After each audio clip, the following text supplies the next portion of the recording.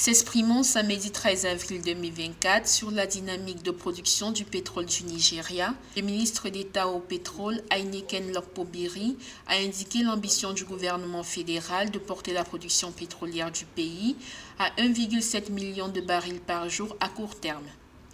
L'État sort du premier trimestre 2024 où l'évolution de la production de brut a été globalement instable, avec en moyenne 1,64 million de barils par jour en janvier 2024, 1,32 million de barils par jour en février et à 1,23 million en mars 2024. Alors que la production de brut du plus grand pays pétrolier d'Afrique a continuellement baissé en raison notamment des problèmes liés à l'éoduc Transniger, le ministre Lokpobiri compte sur un inversement de la situation.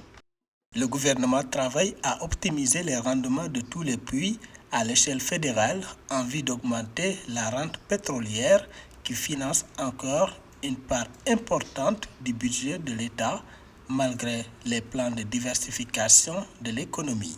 Il faut souligner qu'en décembre 2023, l'OPEP a réduit le quota de production du Nigeria qui est passé d'environ 1,8 million de barils par jour à 1,5 million. L'incapacité du pays à atteindre ce quota de production affecte ses revenus pétroliers alors que les prix du brut frôlent les $90 le baril pour le budget fixé sur la base d'un prix du baril à $77. La mesure que l'OPEP a prise, c'est une bonne chose dans la mesure où ça devait permettre aux pays qui sont producteurs de pétrole d'avoir des niveaux de prix qui sont relativement intéressants pour leur économie. Mais le Nigeria, étant dans des difficultés économiques, ne serait pas en mesure. Par ailleurs, le gouvernement nigérien avait pris des mesures pour stimuler l'investissement dans le secteur pétrogazier. Dans l'ensemble, ces mesures modifient la législation en vigueur pour introduire les incitations fiscales concernant les projets gaziers sans brut associés, le secteur intermédiaire et les activités pétrogazières en eau profonde.